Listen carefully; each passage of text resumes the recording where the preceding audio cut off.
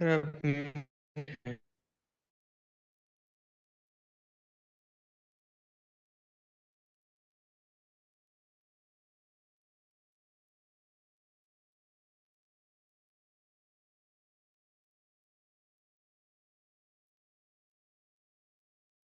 Sir आप mute हो।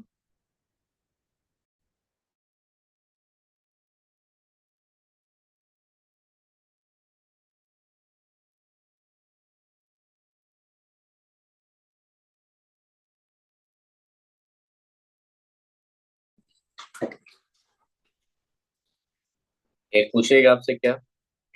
एक ही क्वेश्चन इसका आता है, दो क्वेश्चन नहीं आते इससे। पूछेगा, बहुत सिंपल चीज पूछेगा। कभी कभी स्ट्रक्चर से पूछ देता है, कभी कभी केमिकल एस्पेक्ट पूछ देता है इसका। तो इसमें देखना है यहाँ पे पहले क्या होता है कि कार्बोहाइड्रेट पढ़ते हैं हम लोग। कार्बोहाइड्रेट्स होता है क्या, ये आपने बायोलॉजी में पढ़ा होगा। पढ़ा होगा।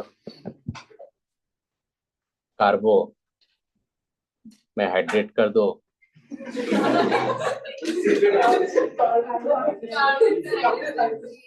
तो कार्बोहाइड्रेट हो गया। नहीं सर, नहीं होगा। नहीं होगा। तो कार्बोहाइड्रेट का जो डेफिनेशन है ये optically active polyhydroxy carbonyl compounds. देखो, optical active polyhydroxy carbonyl compounds मतलब कार्बोनिल कंपाउंड होता है लेयर कीटोन मस्ट है आपका। Polyhydroxy optical active carbonyl compounds और such compounds can be produce through the hydrolysis.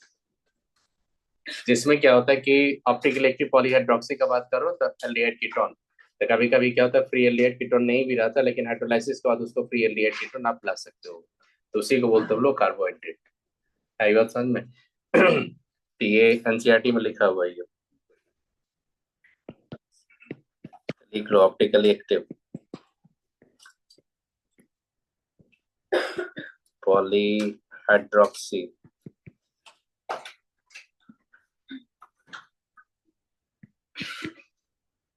Aldehydes और ketones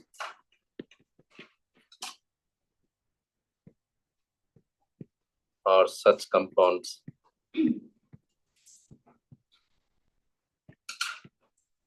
can be produced by hydrolysis.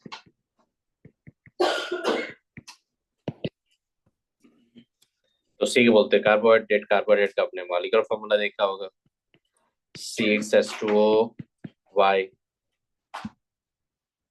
होता ही है। लेकिन आपने देखा होगा बहुत सारे कंपाउंड्स होता है, एसिडिक एसिड इसी कंपाउंड से। देखो ये कार्बोहाइड्रेट इसके साथ फिट होता है, लेकिन कार्बोहाइड्रेट तो नहीं है ये। तो बहुत सारे ऐसे कंपाउंड है जिसका फॉर्मूला फिट होता है इसके साथ, लेकिन वो कंपाउंड्स कार्बोहाइड्रेट नहीं है। एक होता है, देखना यहाँ पे C6H12O5, ये भी फिट नहीं है। रेमनोज बोलते हैं इसको। देखो फॉर्मूला फिट नहीं, लेकिन फिर भी ये कार्बोहाइड्रेट है ये।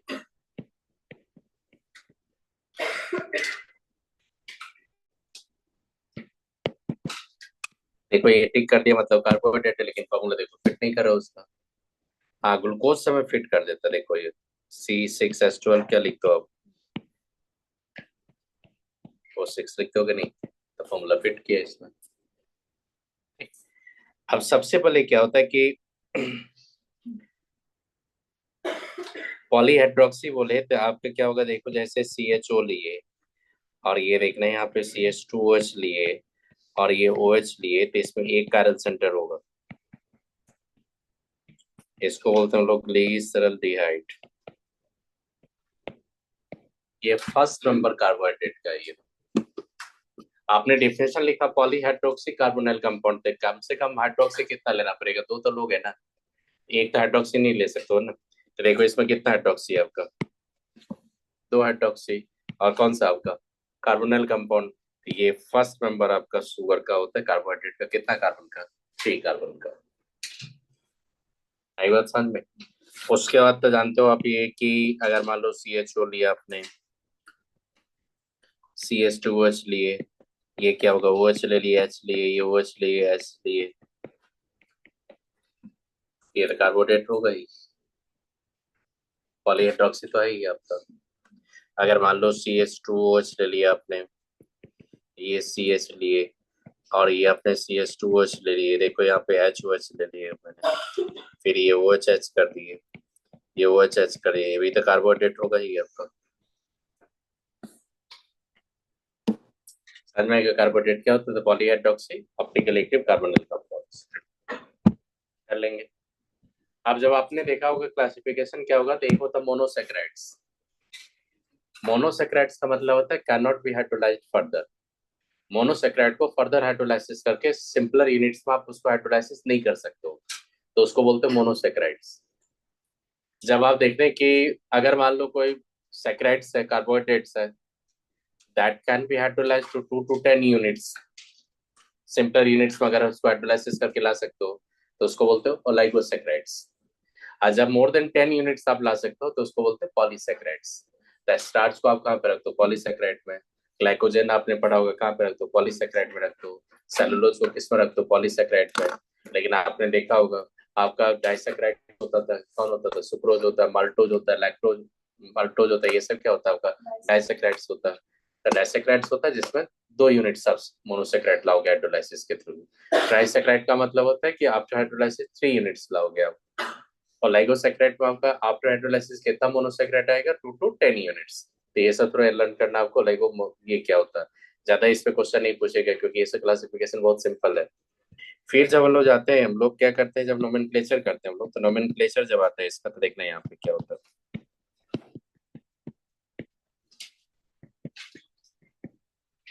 नोमेनक्लेचर जब करते हैं तो नोमेनक्लेचर इसका 2 तरीका होता है। एक होता है कि एल्डिहाइड ग्रुप होगा, एक क्या होगा आपका? कीटो ग्रुप होगा। पॉलीहाइड्रोक्सी तो हो गई आपका। अगर मान लो C3 होगा तो इसको बोलेंगे एल्डो ट्रायोज, इसको बोलेंगे हम लोग कीटो ट्रायोज। समझ में आ गया क्या होता है एल्डो ट्रायोज, कीटो ट्रायोज? कीटो का मतलब कीटो ग्रुप होना चाहिए हाइड्रोक्सी में, और ट्रायोज मतलब कितना कार्बन होना चाहिए? 3। फिर अगर 4 लेंगे तो क्या होगा? एल्डो टेट्रोज, कीटो टेट्रोज। एरिथ्रोज सब होता है ना, एरिथ्रोज होता है आपका, एरिथ्रोज सब, एरिथ्रोज होता है, ये सब टेट्रोज ही होता है आपका। फिर आप याद रखना C5 का होगा तो एल्डो पेंट्रोज, राइबोज, डी राइबोज होता है ना आपका, डीऑक्सी राइबोज, डी राइबोज सब होता है ना, किसमें होता है? एल्डो पेंटोज ही होता है आपका। फिर आपका कीटो पेंटोज, ये सब एग्जाम्पल ज्यादा नहीं पूछेगा आपसे क्योंकि सिलेबस में नहीं है आपका। डी राइबोज होता था कि नहीं आपका? डी राइबोज, रेविनोज सब होता है कि नहीं आपका? तो देखो ये 6 का जाओगे, एल्डो हेक्सोज, इसमें आपका देखा होगा ग्लूकोज होता है, मैनोज होता है, ग्लैक्टोज होता है, ये सब क्या होता है आपका? मोनोसेक्राइड होता है, एल्डो हेक्सोज होता है। एक होता है आपका कीटो हेक्सोज। कीटो हेक्सोज में जाएंगे तो क्या हो जाएगा? देखिएगा आप यहाँ पे फ्रुक्टोज, क्या होता है बेटा? फ्रुक्टोज। तो ये सब 6 कार्बन का होता है। आई बात समझ में? तो जनरली आप जब पढ़े होंगे बायोलॉजी में भी आपने, तो 6 कार्बन तक का ही मोनोसेक्राइड्स आपने पढ़ा होगा। टोटल आपका मोनो नेचुरल जो मोनोसेक्राइड्स होता है 20 मोनोसेक्राइड्स आपका नेचुरल। नेचुरली ये मोनोसेक्राइड्स वो कितना होगा? 20 मोनोसेक्राइड्स है। तो ये समझ में गया कैसे नेमिंग होता है। तो देखना आपका क्या होता है। एल्डोक्सोज में किसको रखते हैं? ग्लूकोज मैनोज को रखते हैं हम लोग। ग्लैक्टोज भी इसी में आपका कर लेंगे। अब देखना है यहाँ पे क्या होता है इसमें। एक होता है डीएल नोमेनक्लेचर।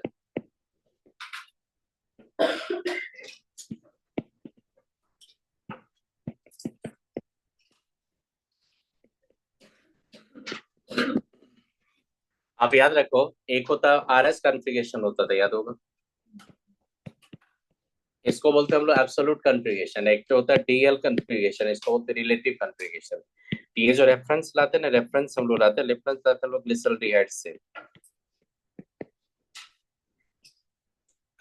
किससे रेफरेंस लाते हैं हम लोग? ग्लिसरॉल्डिहाइड से। अब ग्लिसरॉल्डिहाइड में क्या होता है? एक ही कारल सेंटर होता है। देखो ये CH2OH एक कारल सेंटर है, ये OH होगा, ये H होगा।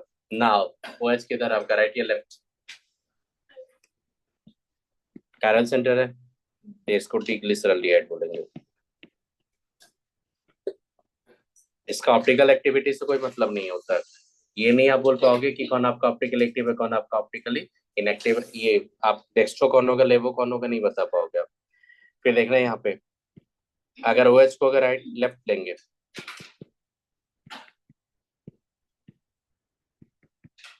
तो इसको बोलते हैं हम लोग एल ग्लिसरॉल्डिहाइड।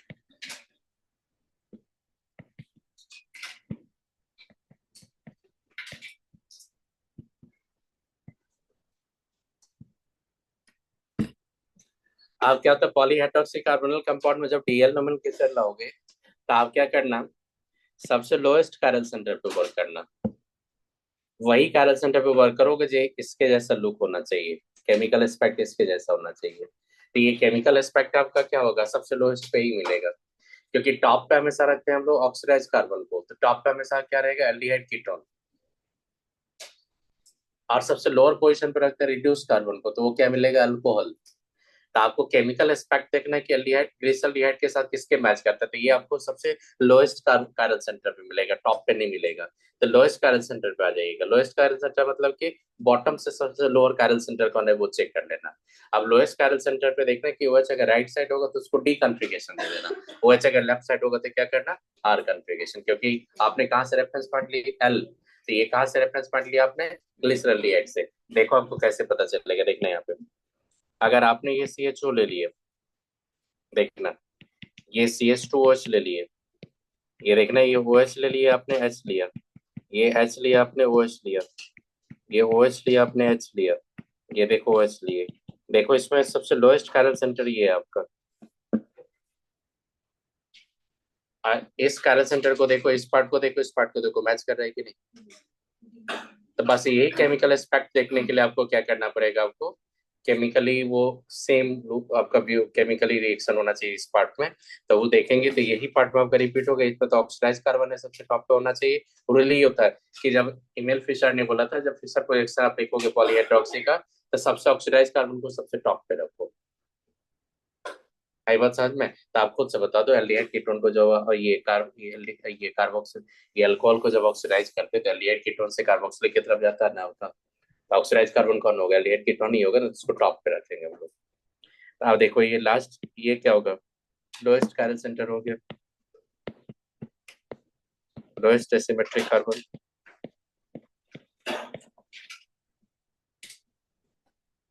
अब लोएस्ट एसिमेट्रिक कार्बन पे आप ये काम करोगे तो लोएस्ट एसिमेट्रिक कार्बन ये हुआ, देखो ये लोएस्ट एसिमेट्रिक, बताइए तो OH किधर है, लेफ्ट या राइट।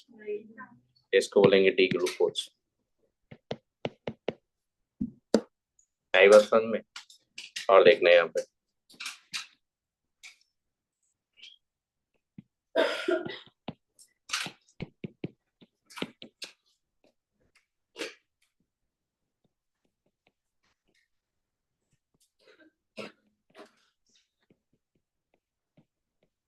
देखो तो इसका लोएस्ट कार्बन पे कहाँ पे, राइट या लेफ्ट। इसको बोलते हैं L glucose. D glucose L glucose देखो दोनों एक दूसरे के एनेंटियोमर्स होगा, चेक करो। देखो डी ग्लूकोज का है, देखो ये कार्बन, ये देखो कन्फिगरेशन अपोजिट, ये कार्बन पे देखो कन्फिगरेशन अपोजिट, ये कार्बन पे देखो कैरल सेंटर पे कन्फिगरेशन अपोजिट, इस कैरल सेंटर पे देखो कन्फिगरेशन अपोजिट। तो अगर आपके पास दो मिरर इमेज होता with the opposite configuration at the eight chiral centre, तो आपने क्या बोला था उसको, mirror image but non superimposable. तो आप बताइए डी ग्लूकोज एल ग्लूकोज क्या है, इनएंशियोमर्स है। आई बात समझ में। Similar D fructose L fructose क्या है, इनएंशियोमर्स है आपका। याद रखोगे तो ये डी ग्लूकोज एल ग्लूकोज क्या होता है आपका, इनएंशियोमर्स होता है। तो ये याद रखना, अ पेयर ऑफ इनएंशियोमर्स।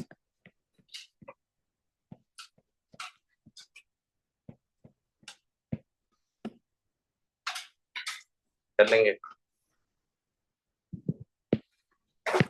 देखो कैरल सेंटर दो पे वर्क करेंगे, तो दो पे वर्क करेंगे तो देखना CHO लिया आपने, और ये CH2OH लिए, देखना यहाँ पे OH लिए और H लिए, और OH लिए H लिए। देखो दोनों को दोनों देखो कैरल सेंटर का सेम साइड या अपोजिट साइड, तो सेम साइड होता है ना, इसका मतलब दोनों कैरल सेंटर का कॉन्फ़िगरेशन अपोजिट होगा। इसको डी एरिथ्रोज बोलते हैं हम लोग, क्योंकि देखो लास्ट कार्य सेंटर पे देखो किधर है, अपोजिट ही सेम साइड, राइट साइड या लेफ्ट साइड हो, राइट साइड, इसलिए क्या बोलेंगे डी, और दोनों वेज आपका सेम साइड है, एरिथ्रोज, एरिथ्रोज तभी होता है when molecule having two chiral center with opposite या same configuration, अपोजिट, सेम। नहीं नहीं अपोजिट कॉन्फ़िगरेशन है, अपोजिट। मतलब आप एक एक ही तरफ तो रही है। आर एस कॉन्फ़िगरेशन बताए थे आपको, तो आप याद कीजिए, ये ये देखिए, ये 1, ये 2, ऐसे करके गए थे कि नहीं, 3 4, अब देखो रोटेट करके देखो, इसको रोटेट करके देखिए तो एक क्लॉक हो जाएगा, एक आप एंटी क्लॉक हो जाएगा, चेक कीजिए।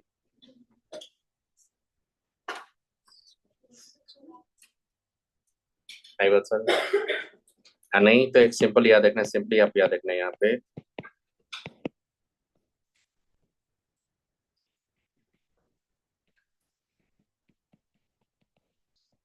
प्रायोरिटी ग्रुप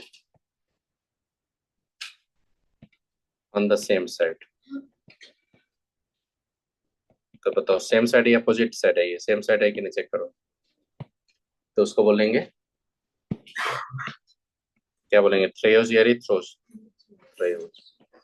और इसी में देखते हैं यहाँ पे कि ओ एच अगर ले लिए, एच ले लिए, देखो कॉन्फ़िगरेशन सेम हो जाएगा, चेक कर लो, इसको क्या बोलते हैं हम लोग,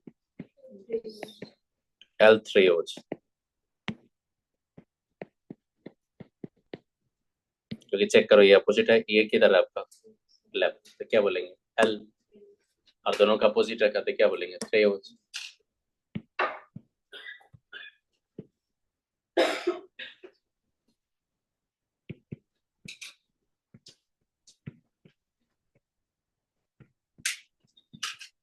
सेम कॉन्फ़िगरेशन, अपोजिट कॉन्फ़िगरेशन।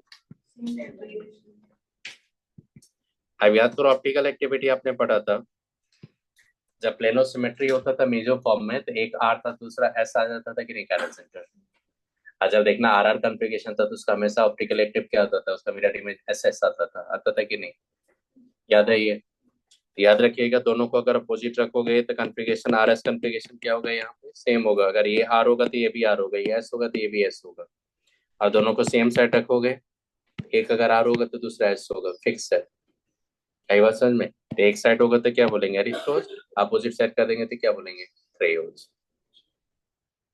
कर लोगे।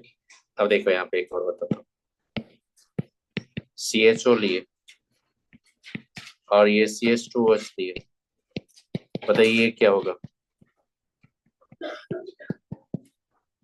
क्या होगा आर्यन बताओ ये, L erythrose. L erythrose. Erythrose, तो ये नीट में पूछा हुआ क्वेश्चन है, समझ में आ गया होगा आप लोग को। तो ये याद रखिएगा कि एरिथ्रोज, सुनिए, एरिथ्रोज या थ्रेयोज जो टर्म यूज करते हैं हम लोग कार्बोहाइड्रेट में, उसी कार्बोहाइड्रेट में यूज कीजिए जिसके बाद कार्बन सेंटर 2 रहेगा, 3 4 कार्बन सेंटर रहेगा, तो you don't have to use the name erythrose and threose, erythrose and threoz only used for compound with the 2 chiral center, erythroid and threoz used for erythroid and threoz naming only used for the compounds having 2 chiral center, सिर्फ उसी के लिए होता है।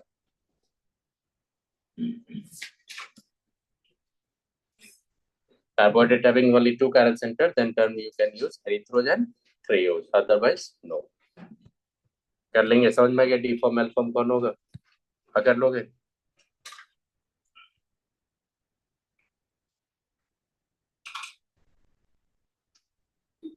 कर लिए। अब सुनिए,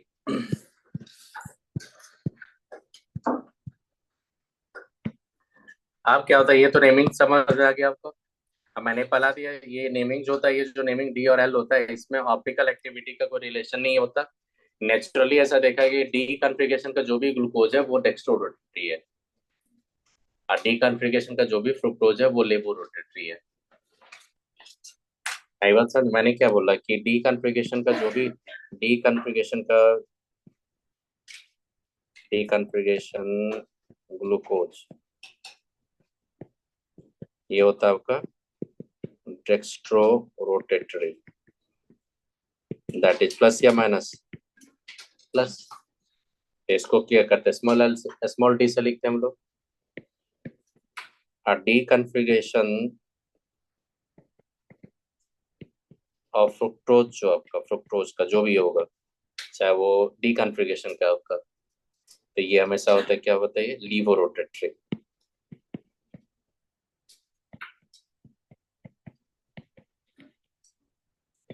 दैट इज माइनस या प्लस, माइनस। आपने देखा होगा, याद करो ना, सुक्रोज को जब वाटर में आप डिजोल्व करते हो तो डी ग्लूकोज बनता है, डी फ्रुक्टोज बनता है। डी ग्लूकोज होता है लीवो डेक्स्ट्रो रोटेटरी, डी फ्रुक्टोज क्या होता है, लीवो रोटेटरी। याद रखोगे। तो नेचर में देखा, जो हमारे पास मोनोसेक्राइड्स है उसमें जो ग्लूकोज और फ्रुक्टोज के बारे में ही आपको ज्यादा देखना है। तो उसमें याद रखिएगा कि डी ग्लूकोज जो होता है वो जनरली उसमें प्लस लिख देता है। तो जनरली क्या होता है कि जो बायोफॉर्म में बच्चा कहीं पढ़ता है तो वो बोलता है कि टीचर की डी फॉर्म का मतलब डेक्स्ट्रो, लेकिन रॉन्ग है, ये डी फॉर्म का मतलब डेक्स्ट्रो नहीं होता। डी फॉर्म जब स्मॉल लिखते हैं उसका मतलब होता है डेक्स्ट्रो। मतलब ये जो capital D capital L configuration है, ये एक रिलेटिव कॉन्फ़िगरेशन है, इसका ऑप्टिकल एक्टिविटी से कोई रिलेशन नहीं है। देखो यहाँ पे एनसीईआरटी में क्लियरली लिखा है, यहाँ पे देखो, देखो एनसीईआरटी में दिखा देता हूँ।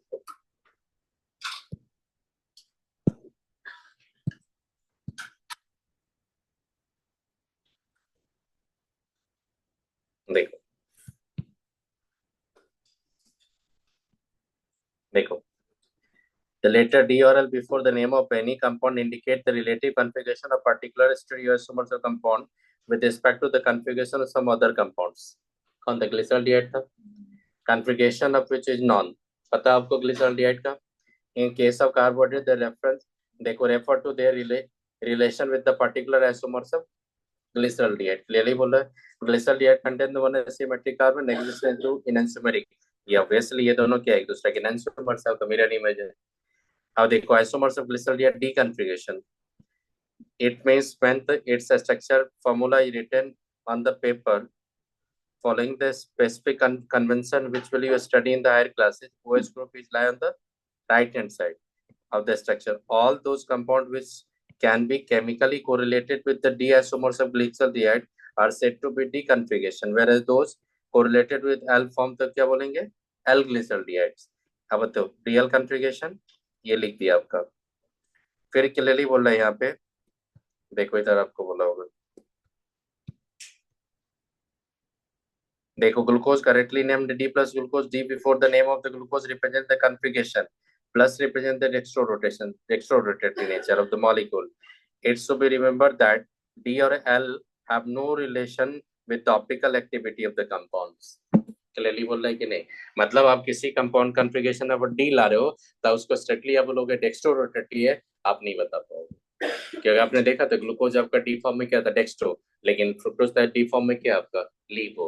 इसलिए बोल ही नहीं पाओगे, ऑप्टिकल एक्टिविटी डिफरेंट चीज होता है और कॉन्फ़िगरेशन आपका डिफरेंट चीज होता है। कर लेंगे ये, तो क्लियरली यहाँ पे दे दिया ये सब। देखो ये किसका स्ट्रक्चर आप खुद से देख पाएंगे, ये किसका स्ट्रक्चर, देखिए ग्लूकोज का ही, डी ग्लूकोज का ही।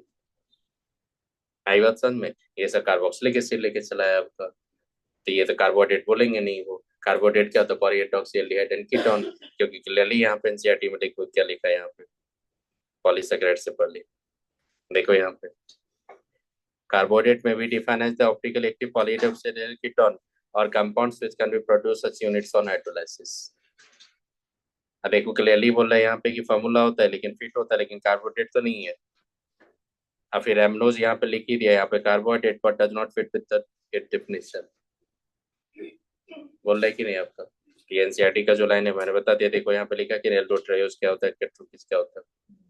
अब सबसे पहले आपको पढ़ना है कि आपका ग्लूकोज, तो ग्लूकोज का ये रिएक्शन है, बोलोगे तो मैं यहाँ से पढ़ा दूंगा, तो रिटन फॉर्म पढ़ा दूंगा। तो सबसे पहले यहाँ पे एक चीज बता दें, देखो साइंटिस्ट ने क्या किया, जब कार्बोहाइड्रेट देखे कि पॉलीहाइड्रोक्सी कार्बोनिल कंपाउंड था, साइंटिस्ट ने उसका स्ट्रक्चरल एस्पेक्ट को, स्ट्रक्चरल कनेक्टिविटी कैसा था, कितना हाइड्रोक्सी ग्रुप था, इसको कंफर्म करने के लिए एक रिएक्शन के थ्रू गए वो। तो जितना भी रिएक्शन है, सारा रिएक्शन, एक एक रिएक्शन इसके स्ट्रक्चर को इलस्ट्रेट करता है। क्या क्या करता है देखो, साइंटिस्ट ने पहले क्या किया, ग्लूकोज को रेड फास्फोरस एचआई के साथ क्या किया, रिड्यूस कर दिया, तो देखा कि एनहेक्सेन आ गया। ये पता है कि आपको रेड फास्फोरस एसआई के साथ आपने अल्कोहल को क्या था, अल्केन आया था, एल्डिहाइड कीटोन को आपने रिड्यूस किया था, क्या था, अल्केन आया था। तो आपने पॉलीहाइड्रोक्सी कार्बोनिल कंपाउंड को भी रिड्यूस करके अगर आपने एन हेक्सेन लाया, स्ट्रेट चेन ऑफ 6 कार्बन, इसका मतलब ग्लूकोज में कार्बन ब्रांचिंग नहीं है, कार्बन क्या आपका बताइए, स्ट्रेट चेन है। ये कंफर्म हो गया। फिर दूसरा ने साइंटिस्ट ने क्या किया, वहां पे साइनोएटिन फॉर्मेशन किया, ऑक्जाइम का फॉर्मेशन किया। अब बताओ साइनोएटिन फॉर्मेशन, ऑक्जाइम फॉर्मेशन किसका रिएक्शन होता है, कार्बोनल कंपाउंड्स का। तो साइंटिस्ट ने वहां पे कंफर्म हो गया कि ग्लूकोज के पास कार्बोनल कंपाउंड्स है। अब ये कार्बोनल एल्डिहाइड भी हो सकता है, कीटोन भी हो सकता है, अभी ये कंफर्म नहीं हुआ। अभी साइंटिस्ट ने साइनोटिन फॉर्मेशन और ऑक्जाइम फॉर्मेशन से कंफर्म हो गया कि इसके पास कार्बोनल कंपाउंड्स है। अब साइंटिस्ट ने क्या कि एक माइल्ड ऑक्सीडाइजिंग एजेंट लिया, that oxidising agent can oxidise only aldehyde but not ketone. तो bromine water mild oxidising agent है, Br2 वाटर।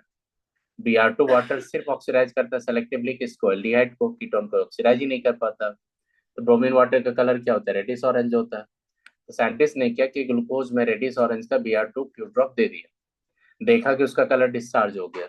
इसका मतलब ब्रोमीन वाटर को, ब्रोमीन वाटर वहां पे कंज्यूम हो गया, मतलब ये किसी ने किसी को ऑक्सीडाइज कर दिया। तो जैसे ब्रोमीन वाटर का कलर डिस्चार्ज हो गया तो हम लोग कंफर्म हो गए कि हाँ इसके पास क्या होना चाहिए, एल्डिहाइड ग्रुप होना चाहिए। कंफर्म हो गए। फ्रुक्टोज में ये काम करके देखा गया, तो फ्रुक्टोज में जैसे ब्रोमीन वाटर दिया तो no decolourisation of bromine water. It mean confirm हो गया वहां पे कि कार्बोनल कंपाउंड था, क्योंकि ऑक्जाइम फॉर्मेशन साइनोडिन फॉर्मेशन से कार्बोनल कंपाउंड हम लोग कंफर्म हो गए। लेकिन ब्रोमीन वाटर को डिकलराइजेशन नहीं कर पाता, इसलिए कंफर्म हो गया इसके पास क्या है, कीटोन है। कंफर्म हो गए। आप साइंटिस्ट के पास चैलेंज था कि आप तो बोलते हो यहाँ पे पॉलीहाइड्रोक्सी, तो फिर कितना हाइड्रोक्सी ये देखना मेरे को। तो आपने देखा कि अल्कोहल पे क्या होता है, एसाइलेशन होता है, किसके थ्रू, एसिटिक एसिड के थ्रू।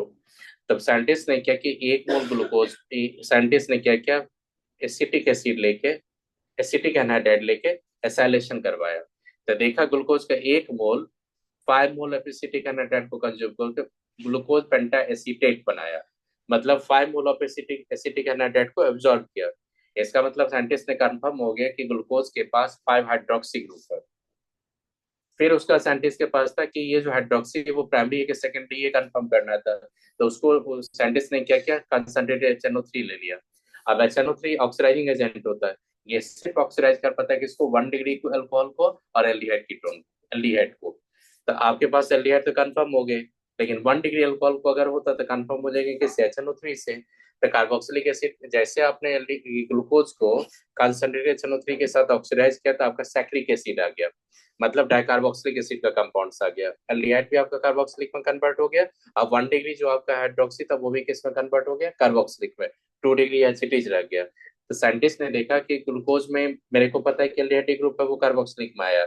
इसके बिसाइड एक ही हाइड्रोक्सी आपका प्राइमरी था जो किस में कन्वर्ट हो गया, कार्बोक्सिलिक में। रिमेनिंग जितना भी हाइड्रोक्सी है सब क्या आपका सेकेंडरी। तो साइंटिस्ट ने कंफर्म हो गया कि ग्लूकोज के पास 5 हाइड्रोक्सी है, उसमें से 4 हाइड्रोक्सी प्राइमरी है, सेकेंडरी है, और 1 हाइड्रोक्सी क्या आपका प्राइमरी है।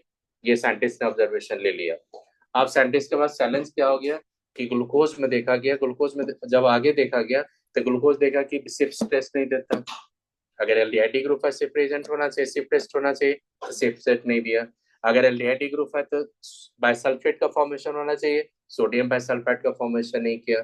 फिर देखा कि अगर आप ग्लूकोज का पेंटासीटेट बना लेंगे और फिर अगर हम लोग वहां पे ऑक्साम का फॉर्मेशन करेंगे तो ऑक्साम का भी फॉर्मेशन नहीं करता है। इसका मतलब कुछ साइंटिस्ट ने सपोर्ट किया, जो आप एल्डिहाइड ग्रुप को फ्री बोलते हो, एल्डिहाइड ग्रुप एक्चुअली फ्री नहीं होता।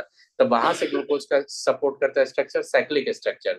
आप जो अल्फा डी ग्लूकोज या बीटा डी ग्लूकोज बोलते हो वो आप साइक्लिक स्ट्रक्चर का बात करते हो।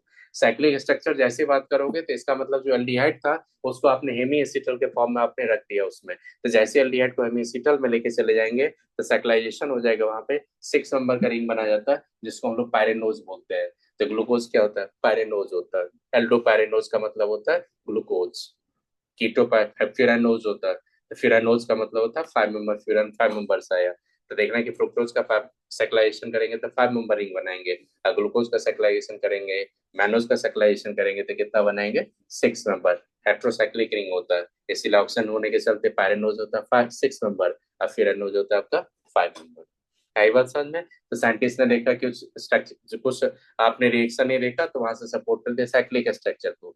रियल में क्या होता है कि ग्लूकोज कहीं भी एक सॉल्यूशन लोगे तो उसमें साइक्लिक स्ट्रक्चर भी होता है, और ओपन चेन स्ट्रक्चर भी होता है, दोनों एक दूसरा क्या क्या होता है, इंटरकन्वर्टेबल। उसी को बोलते हैं मीटा रोटेशन। क्या बोलते हैं उसको? मीटा रोटेशन। तो मीटा रोटेशन वही आपको कार्बोहाइड्रेट देखा जो रिड्यूसिंग होगा। अब वही कार्बोहाइड्रेट रिड्यूसिंग होता है जो आपका क्या होता है, हेमी एसिटल या हेमी केटल होता है। तभी वो आप टॉलरेंस रिएजेंट या फेलिंग सॉल्यूशन को क्या करोगे, आप रिड्यूस कर पाओगे। तो उसी को बोलते हैं हम लोग रिड्यूसिंग शुगर। तो वही सब आपको पढ़ाना है यहाँ पे। आई बात समझ में? तो यही केमिकल टेस्ट है जो आपको पूरा लर्न करना पड़ेगा, ग्लूकोज के साथ क्या क्या रिएक्शन होता है कर लेंगे। तो देखना है ग्लूकोज का जो रिएक्शन आप यहाँ पे समझ में आइए।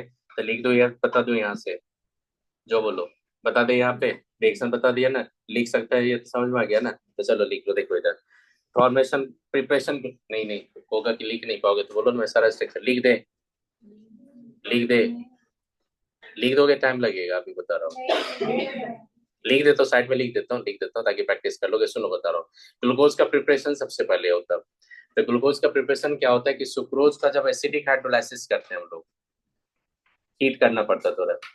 सुक्रोज का एसिडिक बॉइलिंग सुक्रोज होता है, एसिडिक हाइड्रोलाइसिस करते हैं। कैन शुगर किसको बोलते हैं? ग्लूकोज को बोलते हैं हम लोग। एसिडिक हाइड्रोलाइसिस जब करते हैं हम लोग ग्लूकोज का, ये सुक्रोज को। तो देखो यहाँ पे बॉयल बोला नहीं, boil sucrose is boiled with the dilute HCl H2SO4। तो याद रखना कि डाइसैकेराइड को जब हम लोग बॉयल करते हैं तो हम लोग क्या करते हैं, ग्लूकोज आता है और क्या होता है, फ्रुक्टोज आता है। और स्टार्च तो ग्लूकोज का ही पॉलीमर्स होता है। स्टार्च में क्या होता है, डी ग्लूकोज ही होता है। तो स्टार्च का भी जब एसिडिक हाइड्रोलाइसिस करेंगे high temperature under the pressure, तो किस में आ जाएगा आपका ग्लूकोज। आई बात समझ में? तो ये एक दो पॉइंट से समझ में आ गया।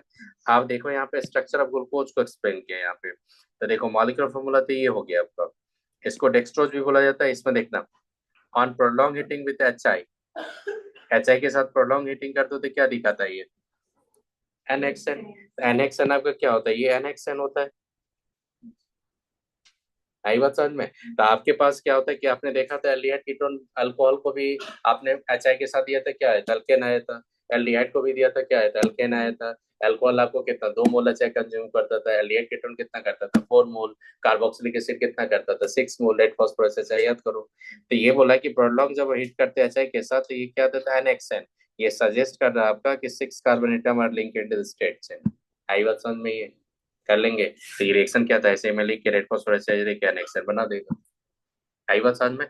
आप देखना ग्लूकोज आल्सो रिएक्ट विद हाइड्रोक्सिलेमिन। तो आपने देखा होगा कि एल्डिहाइड कीटोन का रिएक्शन होता है, और जब NH2OH के साथ आप रिएक्शन करवाते हो ना तो हाइड्रोक्सिलेमिन बनाते हो कि नहीं, आप बता दो। बना तो ये इसी पर। आपने जो देखा होगा कि KCl लेते थे बेसिक मीडियम में तो सैनोटिन बनाते थे कि नहीं, आप बनाते हैं ना आप लोग।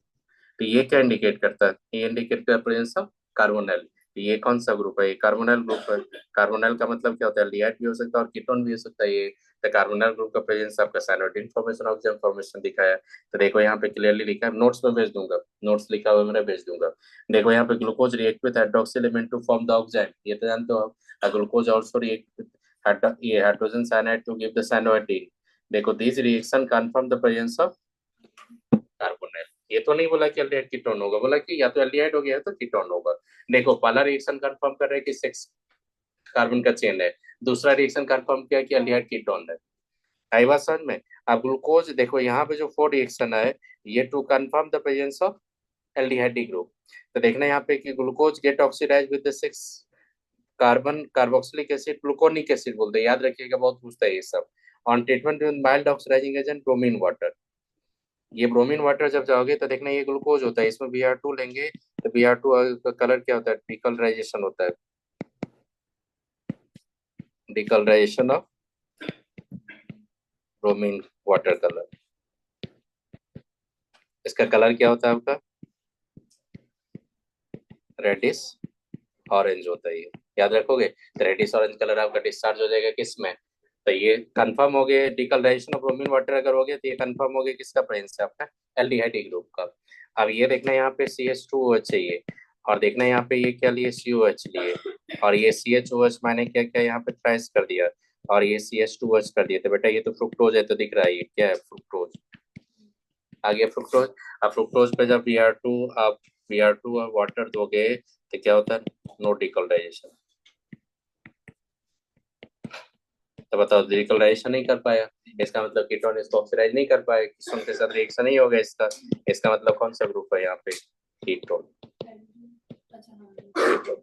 आई बात समझ में? तो पॉलीहाइड्रोक्सी कार्बोनिल कंपाउंड का टेस्ट जो करते हैं ब्रोमीन वाटर से करते हैं।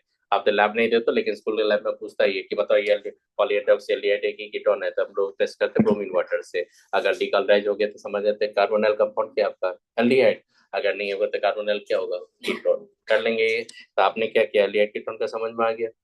अब एसिटाइलेशन करते थे, एसिटिक एनहाइड्राइड लेते थे कि नहीं, एसिटाइलेशन याद करो, स्कॉट एंड बॉमन रिएक्शन करवाया था मैंने, ईस्टर का फॉर्मेशन किया था, ईस्टरिफिकेशन मैंने कार्बोक्सिलिक एसिड अल्कोहल से करवाया था। बिसाइड कार्बोक्सिलिक एसिड अल्कोहल मैंने बोला था कि alcohol you can also use with acetic anhydride and acid chloride, ये मैंने सैलेशन के लिए यूज किया था। निक्लोफिलिक सब्स्टिट्यूशन होता था वहां पे, और उसके थ्रू क्या बनता था, एस्टर बनता था, याद करो मैंने बताया था। तो आप याद कीजिएगा यहाँ पे एसिटाइलेशन जब करेंगे एसिटिक एनहाइड्राइड के साथ, तो वो क्या था, ग्लूकोज पेंटाएसिटेट देता है। मतलब देखो यहाँ पे 5 हाइड्रोक्सी है, 5 हाइड्रोक्सी पे एसिटेट आ गया, तो जानते हो ये एस्टर का इंडिकेट करता है, ये इंडिकेट करता है प्रेजेंस ऑफ 5 OH ग्रुप। आई बात समझ में।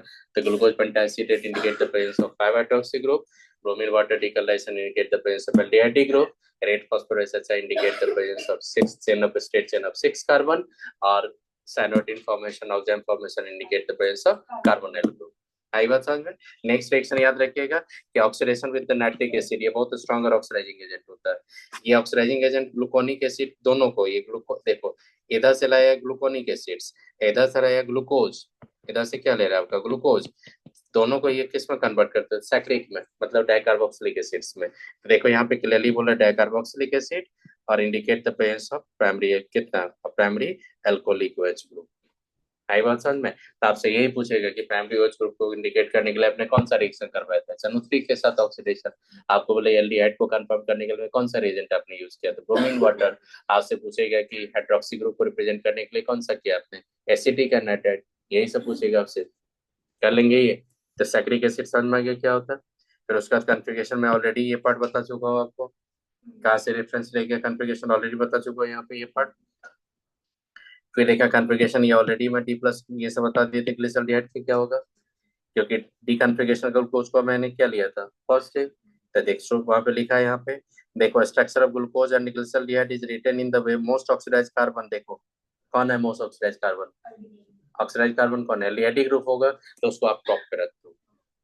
तो ये सब जो एडवांस में जनरली होता है, जो एडवांस का जो क्वेश्चन आता है ना, उसमें क्या होता है कि एक फिशर प्रोजेक्शन 3D प्रोजेक्शन दिया जाता है, और फिर बहुत सारा 3D का प्रोजेक्शन कहीं जिगजैग करके और सॉलिड डैश बेस करके दिया रहता है, और फिर वहाँ पे मल्टीपल ऑप्शन में पूछता है कि ये सब इनैंसोमर्स कौन है, इसमें डायस्ट्रोमर्स कौन है, तो उसमें फिशर प्रोजेक्शन को कन्वर्ट करके लाना पड़ता है।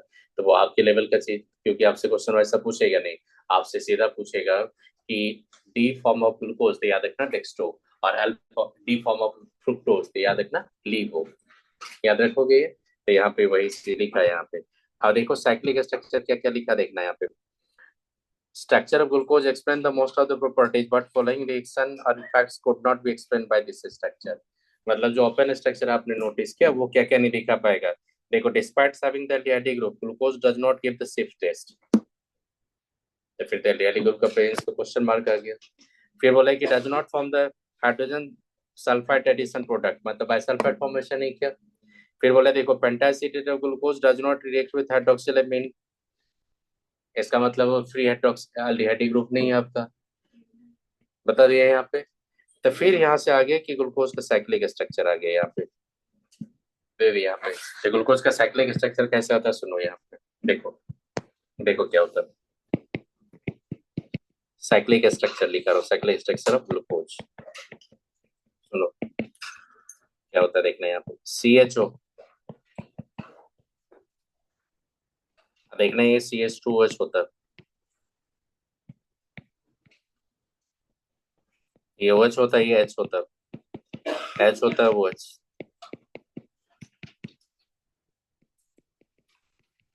लेकिन उसको 1 कार्बन बोला जाता है, हमेशा नंबरिंग करोगे तो कार्बन का ही नंबरिंग किया जाता है। आई बात sir, 1 carbon 2 carbon 3 carbon 4 carbon, कितना कार्बन है चेक कीजिएगा, कितना कार्बन है 6 कार्बन।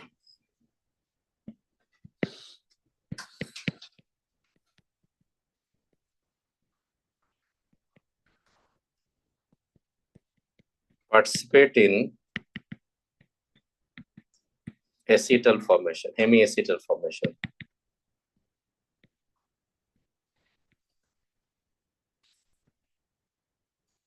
किसी भी पॉलीहाइड्रोक्सी कार्बोनिल कंपाउंड में जाओगे और हेमी एसिटल फॉर्मेशन जो साइक्लिक स्ट्रक्चर देखोगे तो 5 कार्बन का ही लेके जाते हैं, चाहे ग्लूकोज में जाओ चाहे फ्रुक्टोज में जाओ। आई बात समझ में? तो 5 कार्बन का कौन सा, ये हाइड्रोक्सी ग्रुप, ये हाइड्रोक्सी कहाँ जाएगा आपका, एसिटल फॉर्मेशन हेमी एसिटल में। अब याद करो, जब एल्डिहाइड कीटोन पे जब हेमी एसिटल आता था तो एक एल्कोक्सी एक हाइड्रोक्सी आता था। एक ही कार्बन पे अगर दो एल्कोक्सी आता था तो क्या बोलते थे उसको, एसिटल। एक एल्कोक्सी आता था एक हाइड्रोक्सी आता था, क्या बोलते थे, हेमी एसिटल। अब ये बताना आप लोग कि ये जो कार्बन है, ये कार्बन कौन सा आपका, sp2। sp2 पे जब अटैक कर सकते हो तो above the plane of paper below the plane of paper, मतलब ये जो हेमी एसिटल फॉर्मेशन करेंगे इसमें जो एक OH रिजल्टेंट आएगा, इसका जो कॉन्फ़िगरेशन होगा दोनों सकता up above the plane of paper below the plane of paper. तो यहाँ पे दो पॉसिबिलिटी है, देखो क्या पॉसिबिलिटी है, देखना यहाँ पे, देखना यहाँ पे क्या होगा, H होगा और ये क्या किया, OH कर दिए। अब देखना यहाँ पे क्या है, CH2OH कर दिए, ये क्या हो जाएगा आपका, OH होगा, H होगा, ये H हो, ये क्या होगा, OH होगा, ये क्या होगा, H, ये H होगा, ये क्या होगा, OH। ये H जो है ये आपका ऑक्सीजन के साथ इससे कनेक्ट हो गया। आप बताइए कितना मेंबर का रिंग बन रहा है, चेक करो,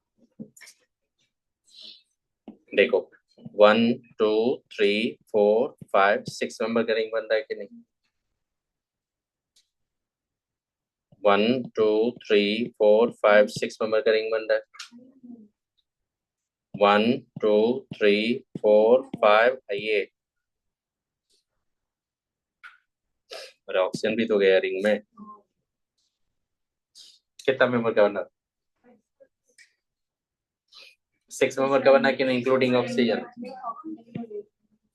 देखो इसको बोलते हैं हम लोग अल्फा डी ग्लूकोज। क्यों बोलते हैं अल्फा डी ग्लूकोज, तो जो कायरल सेंटर आपने जनरेट किया कार्बोनल कंपाउंड्स पे, वो OH की तरह राइट साइड या लेफ्ट साइड, तो उसको बोलेंगे अल्फा डी ग्लूकोज। और इसी पे अगर आपने OH को देखना, इसी पे OH को अगर लेफ्ट साइड कर दिया आपने और जैसा था वैसे ही रखो आप,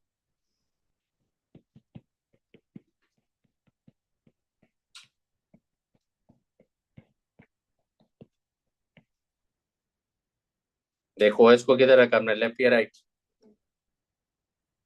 ये पार्ट देखो, इसको बोलते हैं हम लोग, इसको बोलते हैं बीटा डी ग्लूकोज। अब बताओ बीटा डी ग्लूकोज और alpha D glucose can not be enantiomers because only one chiral center different configuration remaining all chiral center having same configuration। क्योंकि आपने देखो इस chiral center के configuration को आपने चेंज नहीं किया, इस chiral center के configuration को आपने चेंज नहीं किया, तो इसका मतलब ये दोनों डायस्ट्रियोमर्स है, एनंटियोमर्स नहीं है। आई बात समझ में? तो देखना एक से बता रहा हूँ आपको, देखना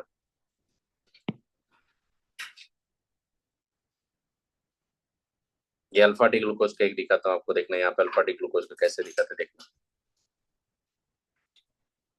ये 6 मेंबर का आप रिंग बना लेना ऐसे, कार्बन ऑक्सीजन को हमेशा बैक में रखना, बना लिए। आप देख रहे हैं यहाँ पे ये 6 मेंबर का रिंग बना के ये आपने अरेंज कर लिया। सुनो इसको कैसे दिया जाता है, इसको बोला था 1 कार्बन, ये 2 कार्बन, ये 3 कार्बन, ये 4 कार्बन, ये 5 कार्बन, ये 6 कार्बन। तो आपका ये 1 होना चाहिए, ये 2 होना चाहिए, ये 3, ये 4, ये 5 और यहाँ पे फिक्स है ये CH2OH आपका क्या हो जाएगा, ये 6। ऐसे अरेंज फिक्स है, मतलब 6 कार्बन 5 कार्बन के जो देख रहे हो, 6 कार्बन हमेशा ऊपर रखा जाता है, चाहे अल्फा को देखो या बीटा का देखो, क्योंकि चेंज तो नहीं करो आप उधर, क्योंकि आप इधर के कॉन्फ़िगरेशन चेंज नहीं करो, इसलिए हमेशा टॉप पे रहता हूँ। आई बात समझ में? अब सुनना अब क्या होता है, ये 1 पे आना, 1 पे देखो OH आपका राइट या लेफ्ट का, तो राइट जो होता है ना उसका नीचे कर देना OH को, जितना भी राइट OH होगा सबको नीचे कर देना, क्योंकि जब 3D में देखोगे सब नीचे आ जाता है वो सब। आई बात समझ में? तो आप राइट कर देना। अब बताइए सेकंड कार्बन को OH किधर है आपका, राइट या लेफ्ट, तो फिर नीचे कर देना OH को। थर्ड कार्बन को OH किधर है, ऊपर कर देना। 4 कार्बन पे OH देखिए, तो नीचे कर दीजिए। समझ में आया कैसे करोगे? अब वहां पे तो H फिक्स है आपका, क्योंकि वहां पे देखो ना, लास्ट कार्बन पे कार्बन, ये जो कार्बन था वहां पे तो हाइड्रोजन ही तो है आपका। कर लेंगे। अब देखना यहाँ पे, ये जो कार्बन है इसको मैं ऐसे इधर लिखता हूँ, एक चीज देखना यहाँ पे, कर ली कॉपी है।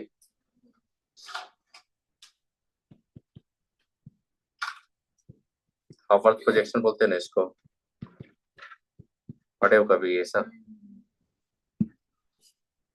मैं ये कैसे प्रोजेक्ट करोगे ये? तो ये अल्फा डी ग्लूकोज है, बीटा डी ग्लूकोज है, ये एनोमेरिक कार्बन होता है। ये क्या होता है सुनो बता देता हूँ, कर ली कॉपी है। अब देखना यहाँ पे एक चीज बता रहा, देखना यहाँ पे। अब मैं देखो क्या करूंगा, ये ऑक्सीजन लिए, देखना यहाँ पे, देखना यहाँ पे क्या करूंगा।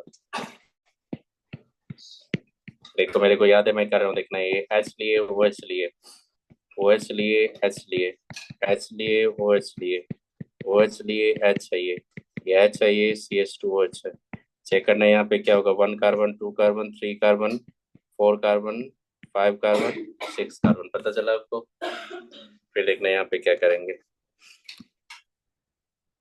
ये ओ एच कर देंगे, ये एच कर देंगे, जैसा तो वैसे ही रखेंगे, एच कर देंगे, ये ओ एच हो जाएगा, ये ओ एच हो जाएगा, ये एच हो जाएगा, ये एच हो जाएगा, ये C H two O H होगा। पूछता तो ये एडवांस में क्वेश्चन नहीं, इसमें इतना अच्छा कॉन्फ़िगरेशन से क्वेश्चन आता है ना आपका, तो बहुत सिंपल क्वेश्चन पूछेगा, बहुत सिंपल क्वेश्चन पूछेगा। एक एग्जांपल देके बोलेगा बताओ, ये पैरेंट हो जाएगी, फिर हो जाएगा। देखो यहाँ पे, ये कार्बन को बोलते हैं एनोमेरिक कार्बन। देखो है कि नहीं वो एनोमेरिक कार्बन?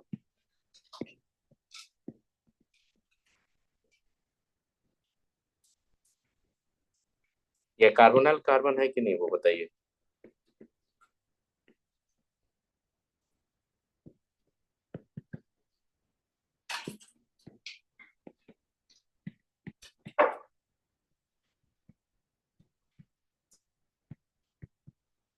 अब बताइए, कार्बोनल कार्बन पे देखो कि OH आपका राइट टॉप है कि top above the plane of paper, ये below the plane of paper, कहाँ रखा आपने? इस पे देखो, बिलो, ये होता है ये अल्फा डी ग्लूकोज, इसको ग्लूको पैरेनोज भी बोला जाता है। पैरेनोज क्यों बोलते हैं तो देखो यहाँ से आता है, इसको पैरन बोलते हैं हम लोग। 6 नंबर करेंगे तो इसको पैरन बोलते हैं, दिस इज द पैरेनोज।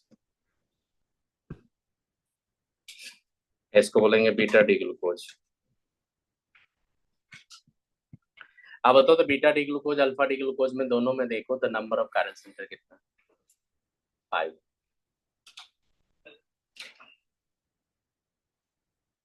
जब ओपन चेन स्ट्रक्चर था ना ग्लूकोज, तो नंबर ऑफ कैरल सेंटर था 4। देखो यहाँ पे कैरल सेंटर कौन कौन सा था आपका, 1 2 3 4। कैरल सेंटर कितना था आपका? 4। कोई भी कैरल सेंटर में सिमिलरिटी नहीं, तो 2 को और सीधा 4 लोगे तो कितना होगा? 32। टोटल नंबर ऑफ क्या होगा पॉसिबल? आइसोमर्स होगा ऑप्टिकल एक्टिव, जानते हो ये। अब इसमें देखेंगे तो इसमें कैरल सेंटर कितना आ गया आपका? 5। इसमें भी कैरल सेंटर कितना आ गया आपका? 5। आप बताइए, अल्फा डी ग्लूकोज या बीटा डी ग्लूकोज को अगर आइडेंटिफाई करने बोलेगा आपको, एनोमेरिक कार्बन अगर बोलेगा आपसे, आप पकड़ लोगे कौन सा एनोमेरिक कार्बन है ये? देखो ये और ये कार्बन, ऑक्सीजन जो होता है ना, ऑक्सीजन रिंग का ऑक्सीजन पकड़ लेना, ऑक्सीजन के दोनों तरफ कार्बन को चेक करना, जिस कार्बन पे हाइड्रोक्सी ग्रुप रहेगा वही आपका एनोमेरिक कार्बन होगा, और वही आपका कार्बोनल कार्बन होगा। अब देखो यहाँ पे ये ऑक्सीजन है, ये कार्बन पे आपका हाइड्रोक्सी ग्रुप नहीं है, मतलब ये कार्बोनल कार्बन नहीं हो सकता। अब देखो ये ऑक्सीजन के साथ ये कार्बन मैंने पकड़ा, इस कार्बन पे देखो डायरेक्टली मैंने क्या देखा? OH group. इसका मतलब ये आपका कार्बोनल कार्बन था, मतलब इसको फ्री कर दोगे तो ये किस में कन्वर्ट हो जाएगा आपका? एल्डिहाइड में। कैसे होगा तो आपको भी पता है, इधर से फ्री कर दोगे तो एल्डिहाइड में कन्वर्ट हो जाएगा कि नहीं आपका? ये समझ में आना चाहिए कि कायरल कार्बन आपका एनोमेरिक कार्बन, या उसी को कार्बोनल कार्बन बोलते हैं। जो आपका ओपन चेन में क्या था? एल्डिहाइड ग्रुप था, और क्लोज चेन में क्या हो गया? कायरल कार्बन सेंटर हो गया।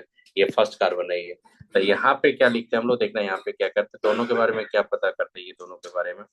सबसे पहले ये देखो, ये दोनों का दोनों है डायस्ट्रियोमर्स।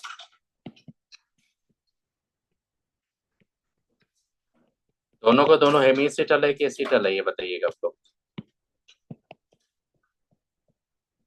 बता यार, हेमीसिटल या एसिटल? हेमीसिटल। तीसरा याद रखना, एनोमर्स है ये। एनोमर्स का मतलब क्या होता है, सुनो। एनोमर्स का मतलब क्या होता है?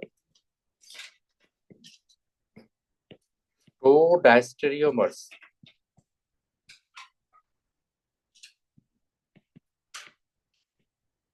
that differ in configuration of first carbon।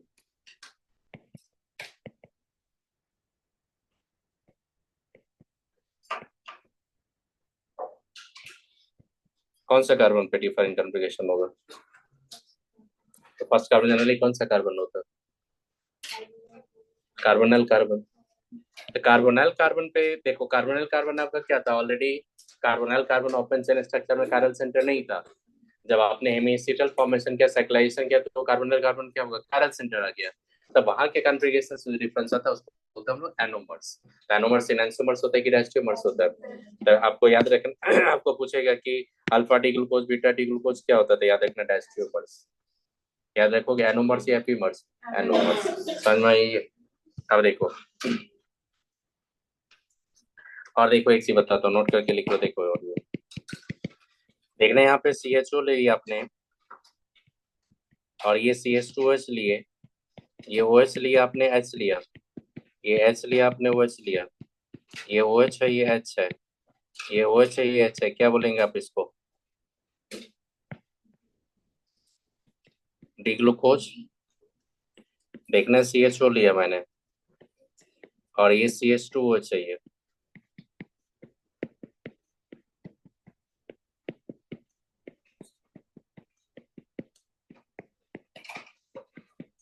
देखना इसका कॉन्फ़िगरेशन में डिफरेंस क्या होता है, सेकंड कार्बन पे आ रहा है कि नहीं?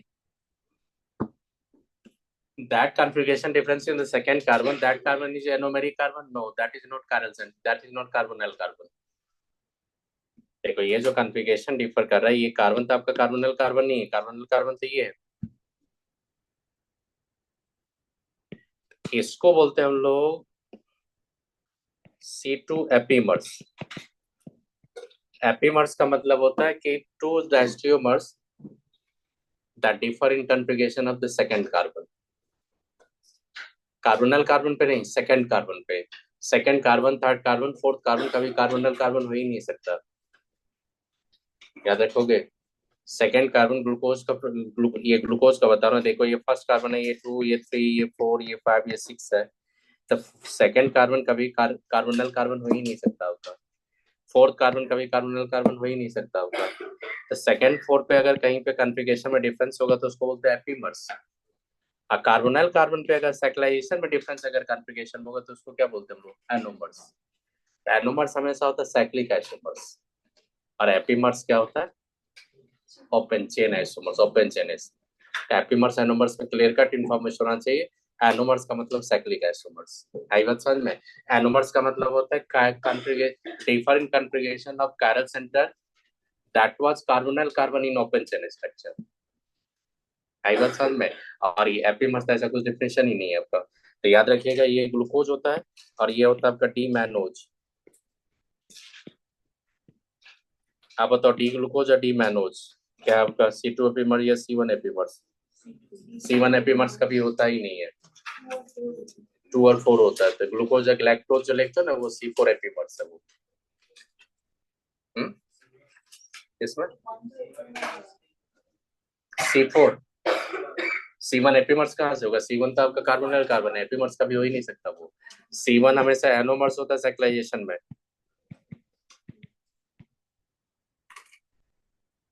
जैसे आप लिखते हैं डी ग्लूकोज लिखते हो, आप D glucose plus D electrons लिखते हो।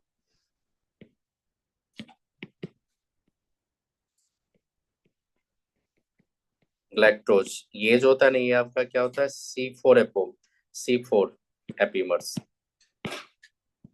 पता है इसके कहाँ पे डिफरेंस होगा, बता दो।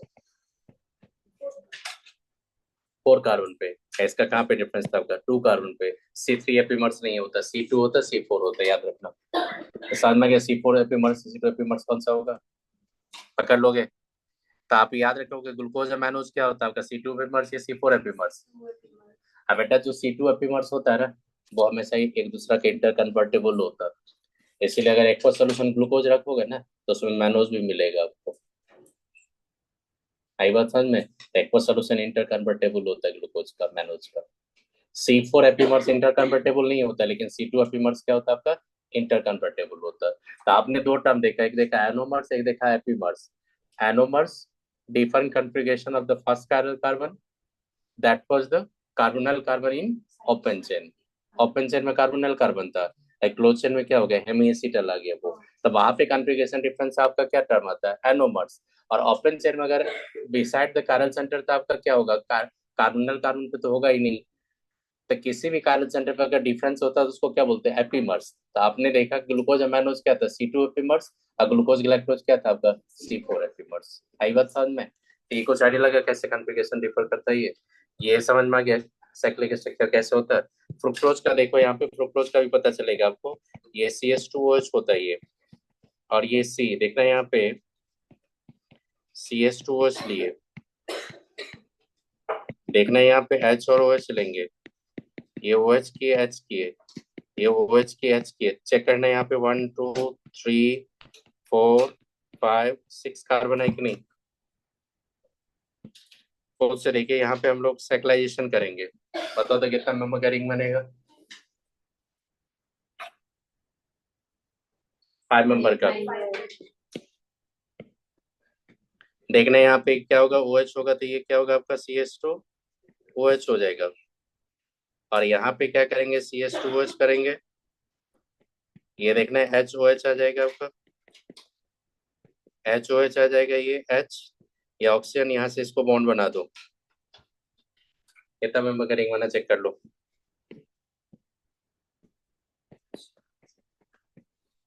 6 कार्बन लिख रहा हूँ, लेकिन चेन कितना मेंबर का बन रहा है। तो इसको क्या बोलते हैं, OH किधर है, लेफ्ट या राइट। अब वो कौन एनोमेरिक कार्बन है, क्योंकि वो क्या है, कार्बोनल कार्बन। तो इसको बोलते हैं हम लोग अल्फा डी फ्रुक्टोज। समझ में गया अल्फा डी फ्रुक्टोज क्या होता है। ऐसी OH को अगर लेफ्ट कर दोगे, इसको राइट कर दोगे, तो क्या हो जाएगा वो, बीटा डी फ्रुक्टोज। अगर इसका मेरे को प्रोजेक्शन लिखना था, बाद प्रोजेक्शन, तो देखो कैसे लिखेंगे। फ्यूरन ऐसे लिखते हैं ना आप, ऐसे फ्यूरन,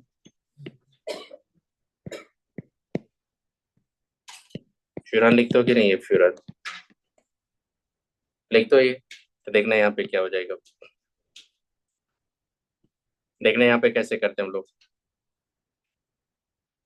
ये OH कर दिए, CH2OH कर दिए, तो कौन है ये, फर्स्ट कार्बन। ये कौन है, सेकंड कार्बन। बताओ तो इसका कार्बोनिल कार्बन कौन है, सेकंड कार्बन या फर्स्ट कार्बन, सेकंड। ये क्या होगा 3, ये क्या होगा 4, ये क्या होगा 5, और यहीं पे एक CH2OH कर देंगे तो क्या हो जाएगा आपका 6। अब बताना मेरे को 2 पे मैंने OH किधर लिखा था, राइट या लेफ्ट। तो देखो नीचे कर दिए। 3 पे देखो OH किधर है, तो OH ऊपर कर देंगे। 4 पे यहाँ पे हाइड्रोजन कर देंगे। आई बात समझ में। अल्फा डी फ्रुक्टो फेरानोज बोलते हैं इसको हम लोग, फ्रुक्टोज है। अब फेरानोज क्यों बोले, क्योंकि 5 मेंबर का रिंग है, इसलिए फेरानोज। अल्फा ही बीटा ही है, तो बीटा नहीं पकड़ लोगे।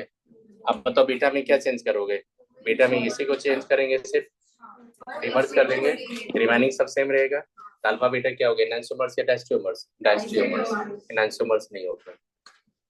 कर लेंगे, कुछ आइडिया लगे कैसे करोगे ये, स्ट्रक्चर समझ में आ गया, ग्लूकोज का, फ्रुक्टोज का समझ में आ गया। अब देखो क्या होता है इसमें, देखना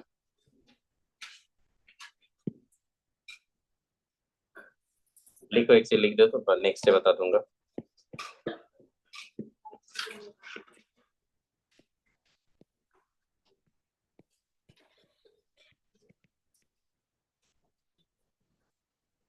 देखो कार्बोहाइड्रेट जाते थे, एक होता आपका हेमी एसिटल्स, एक होता आपका एसिटल्स।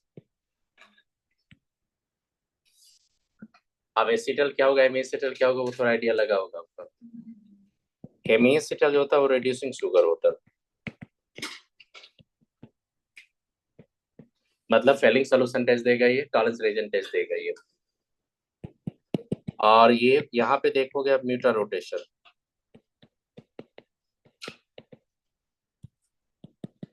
और देखोगे ओसाजोन फॉर्मेशन। ये सब एनसीईआरटी में नहीं दिया है यहाँ पे, म्यूटा रोटेशन एक लाइन में लिखा, लेकिन क्वेश्चन मिलेगा आपको। रिड्यूसिंग शुगर उसी को बोलोगे जो क्या होगा आपका, हेमी एसिटल या एसिटल होगा, हेमी एसिटल। और इसमें जाएंगे तो ये होता है नॉन रिड्यूसिंग शुगर। सब बताएंगे क्या होता है, आज नहीं नेक्स्ट डे बता देंगे। म्यूटा रोटेशन जब जाएंगे इसमें तो नो म्यूटा रोटेशन नहीं होता। थर्ड याद रखिएगा, नो ओसोजोन फॉर्मेशन। आप यूआई की देखोगे जो ये इसका नीट का, तो आप सीधा देखोगे ओसोजोन फॉर्मेशन कहाँ होता है कहाँ नहीं होता। तो आप नो ओसोजोन फॉर्मेशन, एक में होता मीटर रोटेशन, एक में होता नो मीटर रोटेशन। तो ये देखो यहाँ पे पहले मैं बता दूं रिड्यूसिंग नॉन रिड्यूसिंग शुगर के बारे में। तो पहले क्या बता तो सुनो, ये कर ली कॉपी ना, तो देखो कर लिए। अब देखना यहाँ पे क्या होता है, रिड्यूसिंग शुगर क्या होता है, लिख लो। टाइम है अभी, लिखो चुपचाप। 10 मिनट लेट किए थे, 10 मिनट लेट किए थे। देखो देखो इधर,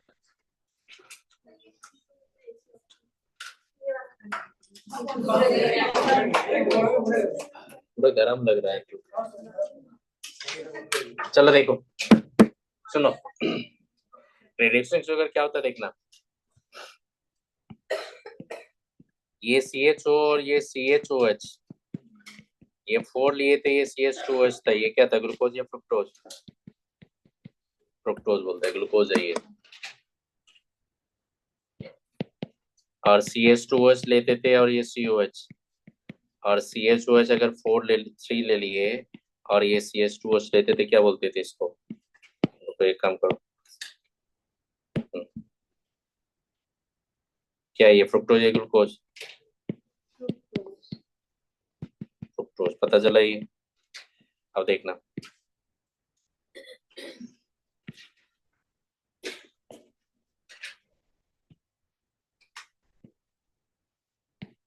अमोनिकल सिल्वर नाइट्रेट लेते थे आप,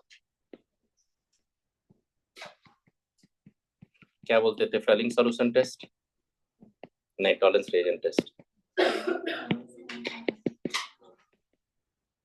क्या होता था, सिल्वर मिरर टेस्ट। दोनों में देखो क्या बनेगा, कार्बोक्सिलेट बनेगा, ये CHOH बनेगा आपका, दोनों बनाएगा एक ही प्रोडक्ट। और ये क्या होगा, CH2OH, और क्या देगा यहाँ पे, सिल्वर मिरर टेस्ट। तो देखो टॉलरेंस रिएजेंट ने क्या किया, इसको ऑक्सीडाइज कर दिया, खुद क्या रिड्यूस हो गया, इसीलिए बोलते रिड्यूसिंग शुगर। आई बात समझ में, it can reduce the Fehling solution in Tollens reagent. और सुनो, और इसमें देखो कि दोनों को मैंने रिएक्शन करवाया, देखो दोनों में से किसी को भी रिएक्शन करवाएंगे आप। अमोनिकल किप्रस क्लोराइड लेके फेलिंग सॉल्यूशन टेस्ट जो करवाते थे, CO2 पर क्या लेते थे, टार्टरेट, फेलिंग सॉल्यूशन टेस्ट होता था, याद करो। इसमें भी वही कंपाउंड बनेगा, और एक आएगा ब्रिक रेट प्रेसिपिटेट।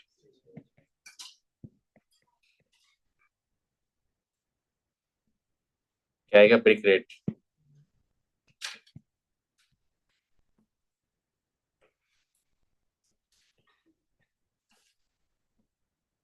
अब बताओ, ये तो कीटोन है, कीटोन तो फेलिंग सॉल्यूशन टॉलरेंस रिएजेंट नहीं देता, ये तो एल्डिहाइड तो इसीलिए दिया है, कीटोन क्यों देगा। तो देखो क्या होता है, इन बेसिक सॉल्यूशन क्या होता है देखना।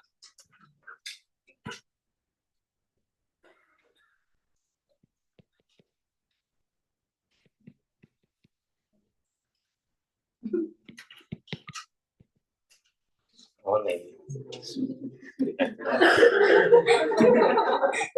देखो उधर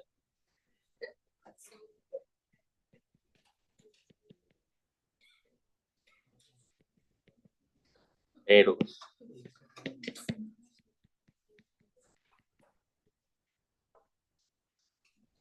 क्या ये एल्डिहाइड ये कीटोन कीटोन है ये।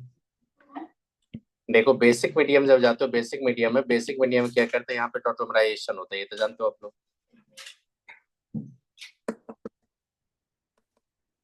याद है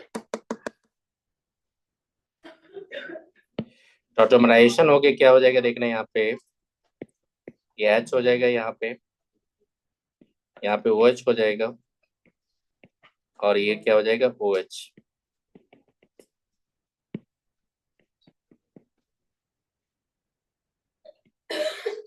इसको इन डायोल बोल सकते हैं हम लोग।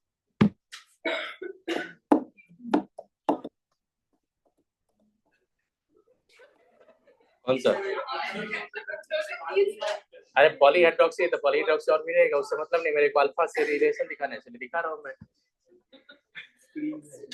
अरे अल्फा हाइड्रोक्सी होता नहीं है, एक अल्फा हाइड्रोक्सी लेके मैं रिलेशन दिखा रहा हूँ और भी अल्फा हाइड्रोक्सी से क्या मतलब है, पॉलीहाइड्रोक्सी है वो।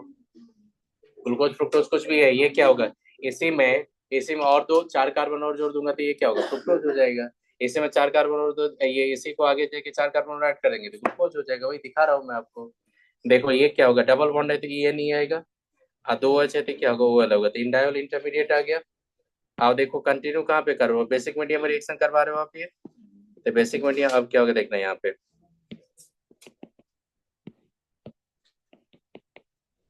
अब जो बेसिक मीडियम होगा रिएक्शन क्या होगा देखना यहाँ पे ये आएगा ये ग्रुप आएगा यहाँ जाएगा मतलब यहाँ पे क्या हो जाएगा आपका ये दो स्टेप में एक स्टेप नहीं दिखा रहा यहाँ पे क्या होगा आपका प्रोटोनेशन हो जाएगा इसके थ्रू ये प्रोटोन ले लेगा। तो बताओ तो क्या होगा बीच से क्या निकल के आ रहा है आपका टॉप पे क्या आ रहा है एल्डिहाइड में कन्वर्ट हो रहा है कि नहीं वो। अरे बेटे यहाँ पे क्या होगा ये देखो पॉजिटिव निकलेगा यहाँ पे निगेटिव तो बीच में एल्डिहाइड बन जाएगा ना। और ये जो हाइड्रोजन यहाँ से वो इस वाटर लेके चला गया ये एच ओ एच माइनस यहाँ पे ये जो निगेटिव चार्ज है इसको वाटर क्या क्या प्रोटोनेट कर दिया तो यहाँ से ये कन्वर्ट किस में हो जाएगा सी एच ओ एच में तो देखो किस में कन्वर्ट हो जाएगा ये एच हो जाएगा ये डबल बॉन्ड आ जाएगा और ये एच हो जाएगा ये क्या हो जाएगा आपका ओ एच आ जाएगा ये। आप बता दो ये क्या था आपका अल्फा हाइड्रोक्सी कीटोन है कि नहीं है।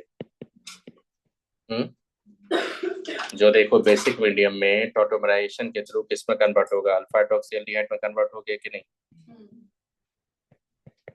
आप बता दो टॉलेंस रिएजेंट जो करते हैं हम लोग फिलिंग सॉल्यूशन टेस्ट जो करते हो तो बेसिक मीडियम में करते हैं हम लोग। अगर मेरे पास कीटोन रहेगा अल्फा हाइड्रोक्सी कीटोन होगा तो बेसिक मीडियम में through the enediol intermediate convert होगा किसमें एल्डिहाइड में। और जैसे बेसिक मीडियम एल्डिहाइड में कन्वर्ट हो गया तो फिर क्या रिस्पॉन्स करेगा Tollens reagent Fehling solution test. बस यही रीजन होता है कि alpha hydroxy carbonyl compound aldehyde ketone दोनों रिस्पॉन्स करता है आपका फेलिंग सॉल्यूशन और टॉलेंस रिएजेंट्स। सही बात समझ में। जबकि आपने जब एल्डिहाइड कीटोन पढ़ा था तो आपने देखा था normal ketone alpha hydroxy ketone नहीं था। नॉर्मल कीटोन था वो Fehling solution Tollens reagent response नहीं करता था। लेकिन आप दोनों रिएक्शन कहाँ करते हो बेसिक मीडियम में तो अगर आपके पास अल्फा हाइड्रोक्सी कीटोन होगा तो वो कन्वर्ट हो जाएगा आपका एल्डिहाइड में तो फिर रिस्पॉन्स करेगा आपका टॉलेंस रिएजेंट। सही बात समझ में। तो याद रखना यहाँ पे इन बेसिक मीडियम क्या हुआ क्या हुआ क्या हुआ क्या बट लिख लो यहाँ पे लिख लो ये लिख लो छोड़ देता हूँ ये बेसिक सॉल्यूशन।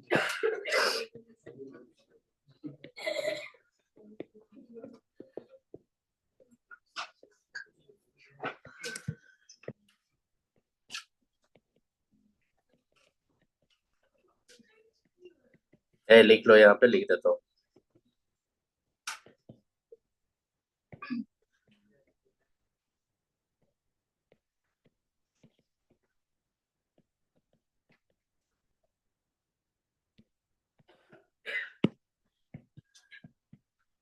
लिखो तो इंटरमीडिएट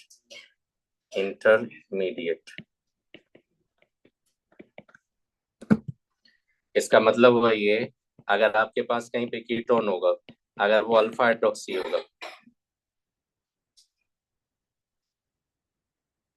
अगर मान लो कहीं पे कीटोन है और कीटोन अगर अल्फा अल्फा हाइड्रोक्सी होगा तो टॉल्स रिएजेंट रिस्पॉन्स करेगा कि नहीं? फेलिंग सॉल्यूशन रिस्पॉन्स करेगा कि नहीं करेगा? क्योंकि अल्फा हाइड्रोक्सी कीटोन आपका रीअरेंज हो जाएगा किस में? अल्फा हाइड्रोक्सी एल्डिहाइड में। अल्फा हाइड्रोक्सी एल्डिहाइड में ये कन्वर्शन किस में उसको मौका मिलेगा? बेसिक मीडियम में। इसलिए क्या रिस्पॉन्स करते हैं? Fehling solution. आप समझ में आ गया आपका? तो जहां भी हेमीएसिटल होगा, और आपको बताए थे कि हेमीएसिटल क्या होता है? बेसिक मीडियम अनस्टेबल होता है। आप ये बताना यहाँ पे, ये क्या आपका हेमीएसिटल है कि एसिटल है, ये बताना आपको।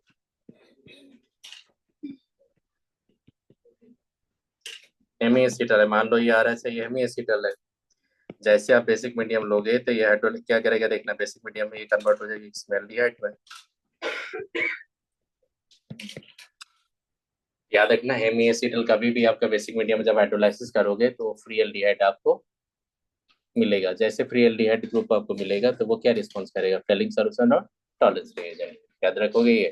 तो हाइड्रोलाइसिस होता है, कैसे हाइड्रोलाइसिस होगा? तो आप थोड़ा सोचो, बेसिक मीडियम जैसे जाएंगे तो ये एक्टिव हाइड्रोजन है, ये तो ये जैसे नेगेटिव आए थे जैसे नेगेटिव यहाँ से एल्कोक्सी ग्रुप हटेगा आपका, तो किसमें कन्वर्ट हो जाएगा? वो एल्डिहाइड। कर लेंगे ये। तो आप याद रखना, कहीं भी अगर आपका हेमीएसिटल होगा, ये हेमीएसिटल है कि एसिटल है आपका? और खुद से देखो ये क्या है आपका, ये अगर दो ग्रुप लेंगे तो ये क्या होगा? एसिटल। ये क्या होगा? एसिटल। अगर इसको बेसिक मीडियम करेंगे तो नो हाइड्रोलाइसिस, क्योंकि देखो एक्टिव हाइड्रोजन है नहीं यहाँ पे, हाइड्रोलाइसिस नहीं होता। तो अगर मान लो आपने एल्डिहाइड कीटोन को अगर एसिटल में कन्वर्ट करेंगे तो Fehling solution Tollens reagent response नहीं करेगा। अगर हेमी एसिटल में कन्वर्ट करेंगे तो फेलिंग रेजेंट और टॉलरेंस रिएजेंट टेस्ट आपका रिस्पॉन्स करेगा। आई बात समझ में? तो याद रखिएगा, ग्लूकोज आपका हेमी एसिटल है कि एसिटल है आपका? Hemy acetal. फ्रुक्टोज भी क्या आपका? Hemiacetal. ये सब क्या होता है? रिड्यूसिंग या नॉन रिड्यूसिंग? रिड्यूसिंग। आई बात समझ में? नेक्स्ट डे और बता देंगे इसके बारे में और भी।